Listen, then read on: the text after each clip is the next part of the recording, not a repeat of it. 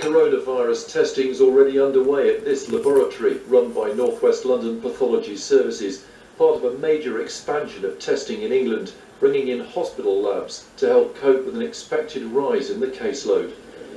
There was one more added to the number with news the Health Minister Nadine Dorries had tested positive, the first MP to contract the virus.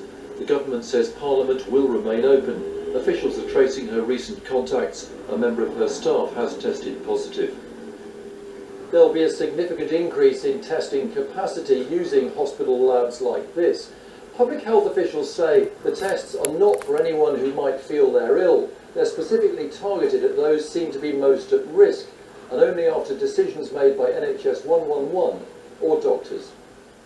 So how does contact tracing work? If a person tests positive for the virus, public health officials identify their close contacts in recent days. They're looking for people who've spent at least 15 minutes at a distance of less than 2 metres.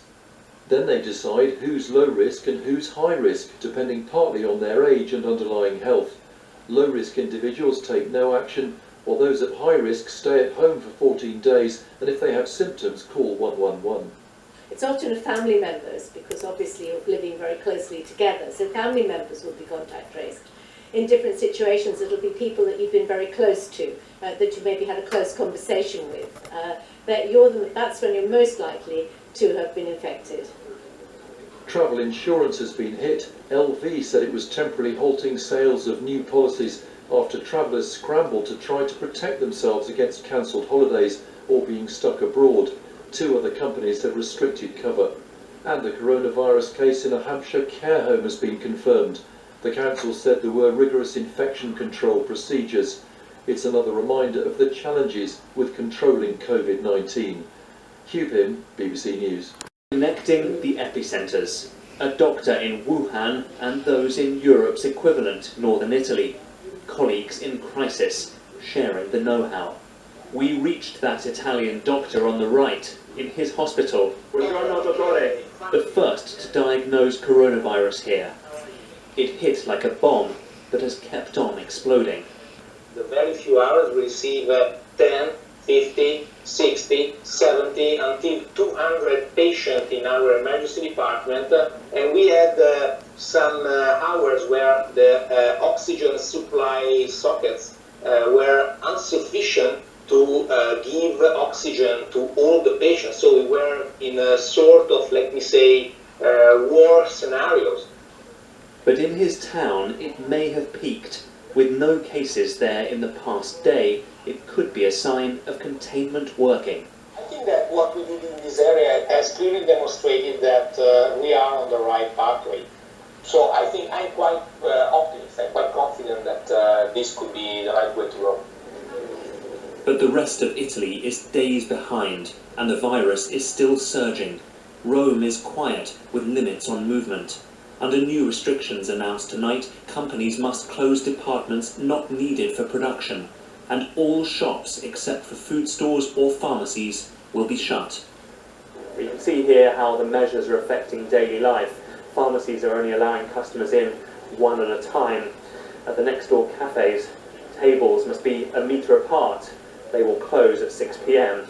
And if you come over here, you can see the children's playground over there is closed, as are schools, universities, cinemas, theatres, and so many other venues.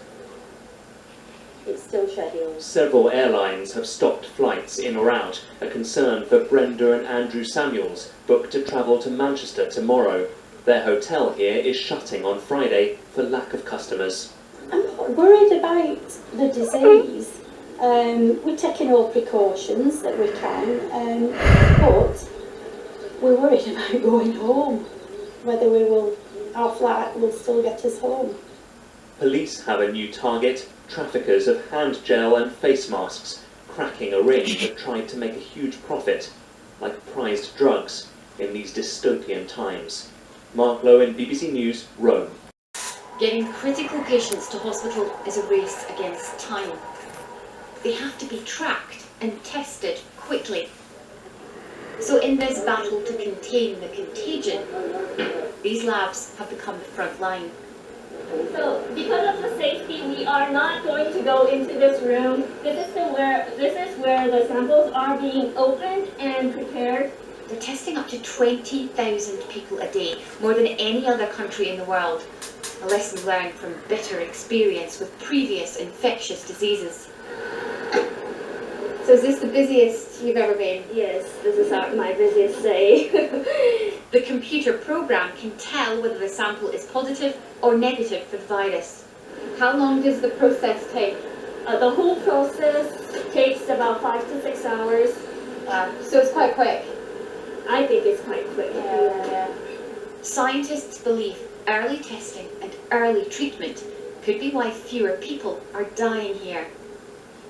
Makeshift clinics such as this one are set up to combat mass infections. Nearly 100 staff at this building in Seoul contracted COVID-19. Now everyone who works here will be tested. There's no shortage of kits. They were mass-produced to prepare for this outbreak. The blood of recovered patients, like Mr. Lee, is also being monitored in the hope of finding antibodies and potentially a vaccine. Lee told me he had almost no symptoms, just a little cough. It's really important to be cautious and safe, but I wish people would have less fear of the virus itself. But I also know those who are older need to be careful. While they appear to be containing this outbreak for now, they know that with coronavirus, there's no room for complacency. Laura Bicker, BBC News, Seoul.